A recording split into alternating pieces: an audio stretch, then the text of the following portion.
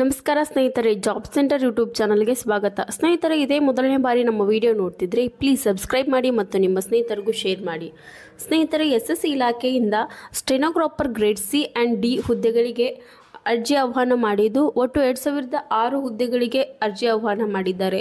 ಈ ಒಂದು ಅಧಿಸೂಚನೆ 26/7/2024ರಿಂದ ಅಪ್ಲಿಕೇಶನ್ ಹಾಕಲು ಕೊನೆಯ ದಿನಾಂಕ 17/8/2024 ಆಗಿರುತ್ತೆ. ಸೊ ಈ ಎಲ್ಲ ಹುದ್ದೆಗಳಿಗೆ ಏಜ್ ಲಿಮಿಟ್ ಆಗಿ ಏಜ್ ರಿಲ್ಯಾಕ್ಸೇಷನ್ ಬಗ್ಗೆ ನೋಡುವುದಾದರೆ ಸ್ಟೆನೋಗ್ರಾಫರ್ ಗ್ರೇಡ್ C ಹುದ್ದೆಗಳಿಗೆ 18ರಿಂದ 30 ವರ್ಷ, ಹಾಗೆ ಇದಕ್ಕೆ ಏಜ್ ರಿಲ್ಯಾಕ್ಸೇಷನ್ ಇರುತ್ತೆ.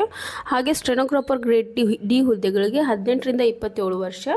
ಸೊ ಇಲ್ಲಿ ಯಾವ ಥರ ಏಜ್ ರಿಲ್ಯಾಕ್ಸೇಷನ್ ಇರುತ್ತೆ ಅಂತ ನೋಡೋದಾದರೆ SC/ST ಅಭ್ಯರ್ಥಿಗಳಿಗೆ 5 ವರ್ಷ, OBC ಅಭ್ಯರ್ಥಿಗಳಿಗೆ 3 ವರ್ಷ, PWD ಅಭ್ಯರ್ಥಿಗಳಿಗೆ 10 ವರ್ಷ, PWD OBC ಅಭ್ಯರ್ಥಿಗಳಿಗೆ 13 ವರ್ಷ, PWD SC/ST ಅಭ್ಯರ್ಥಿಗಳಿಗೆ 13 ವರ್ಷ, ಎಕ್ಸ್ ಸರ್ವಿಸ್ಮೆನ್ ಹುದ್ದೆಗಳಿಗೆ 3 ವರ್ಷ ಇರುತ್ತೆ.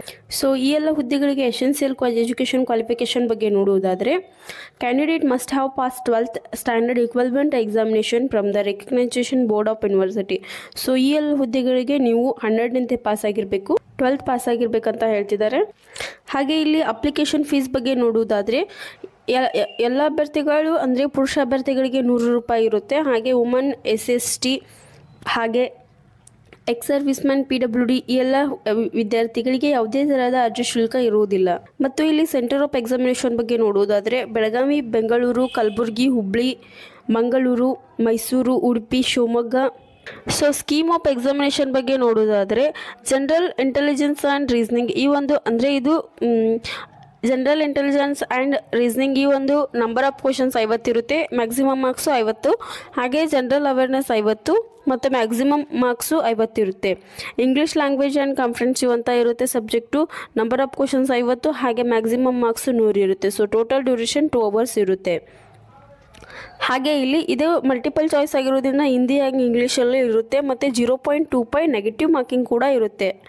ಮತ್ತು ಈ ಎಲ್ಲ ಹುದ್ದೆಗಳಿಗೆ ಇಂಡಕ್ಟಿವ್ ಸಿಲೆಬಸ್ ಕೂಡ ಕೊಟ್ಟಿರ್ತಾರೆ. ಅಂದರೆ ಜನರಲ್ ಇಂಟೆಲಿಜೆಂಟ್ ರೀಸನಿಂಗಲ್ಲಿ ಯಾವ ಥರ ಇರುತ್ತೆ, ಜನರಲ್ ಅವೇರ್ನೆಸ್ ಯಾವ ಥರ ಇರುತ್ತೆ, ಇಂಗ್ಲೀಷ್ ಲ್ಯಾಂಗ್ವೇಜಲ್ಲಿ ಯಾವ ಥರ ಟಾಪಿಕ್ಸ್ ಕವರ್ ಮಾಡಿರ್ತಾರೆ ಅಂತ ಇರುತ್ತೆ. ಹಾಗೆ ಇಲ್ಲಿ ಸ್ಟೆನೋಗ್ರಾಫರ್ ಹುದ್ದೆಗಳಿಗೆ ಸಿಲೆಬಸ್ ನೋಡುವುದಾದರೆ ಸ್ಟೆನೋಗ್ರಾಫರ್ D ಹುದ್ದೆಗಳಿಗೆ ಇಂಗ್ಲೀಷ್ ಟೆಸ್ಟ್ ಇರುತ್ತೆ, ಸ್ಕಿಲ್ ಟೆಸ್ಟ್ ಇರುತ್ತೆ 50 ನಿಮಿಷಗಳ ಕಾಲ. ಸೊ 50 ನಿಮಿಷ ಇರುತ್ತೆ, ಇದು ಕೂಡ 70 ಆಗಿರುತ್ತೆ. ಹಾಗೆ ಹಿಂದಿಗೆ 65 ನಿಮಿಷ 90 ಗಂಟೆಗಳ ಕಾಲ. ಸ್ಟೆನೋಗ್ರಾಫರ್ ಇಂಗ್ಲೀಷಲ್ಲಿ ಇರುತ್ತೆ ಗ್ರೇಡ್ C 40 ನಿಮಿಷಗಳ ಕಾಲ 55. ಹಾಗೆ ಸ್ಟೆನೋಗ್ರಾಫರ್ ಗ್ರೇಡ್ C ಹುದ್ದೆಗಳಿಗೆ ಹಿಂದಿಗೆ 55 75 ನಿಮಿಷ ಇರುತ್ತೆ. ಇದು ಕೂಡ ಟೆಸ್ಟು ಹಿಂದಿ ಹಾಗೂ ಇಂಗ್ಲೀಷಲ್ಲಿ ಇರುತ್ತೆ.